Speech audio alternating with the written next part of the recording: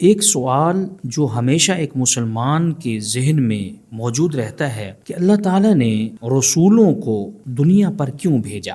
رسولوں کو دنیا پر بھیجنے کا صرف ایک مقصد تھا کہ وہ صرف اللہ کی عبادت کرنے کا حکم دیں اور شرک سے روکیں، یعنی ایک بات کا حکم دیں جو کہ خالصتاً اللہ کی عبادت کرنا ہے، اور دوسری چیز شرک سے روکنا ہے۔ اللہ تعالیٰ قرآن مجید سورۃ النحل آیت نمبر 36 میں ارشاد فرماتے ہیں وَلَقَدْ بَعَثْنَا فِي كُلِّ أُمَّةٍ رَسُولًا، ہم نے ہر امت میں کسی نہ کسی رسول کو مبعوث کیا۔ سبب بتلایا اللہ تعالیٰ نے کہ أَنِ اعْبُدُوا اللَّهَ، تاکہ لوگ اللہ کی عبادت کریں، وَاجْتَنِبُوا الطَّاغُوتَ، اور طاغوت کی عبادت کرنے سے بچیں۔ صحیح بخاری مسلم کی ایک حدیث ہے، نبی کریم صلی اللہ علیہ وسلم نے ارشاد فرمایا الانبیاء اخوۃ لعلات امہاتہم شتیٰ ودینہم واحد، کہ انبیاء ایک دوسرے کے بھائی ہیں، والد ایک ہے، حضرت آدم علیہ السلام مائیں مختلف ہیں، اور فرمایا کہ ان تمام انبیاء کا دین ایک ہے۔ وہ دین کون سا ایک ہے؟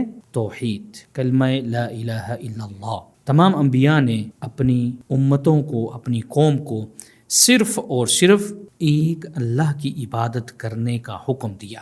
اللہ تعالیٰ سے دعا ہے کہ وہ ہمارا خاتمہ بالایمان فرمائے۔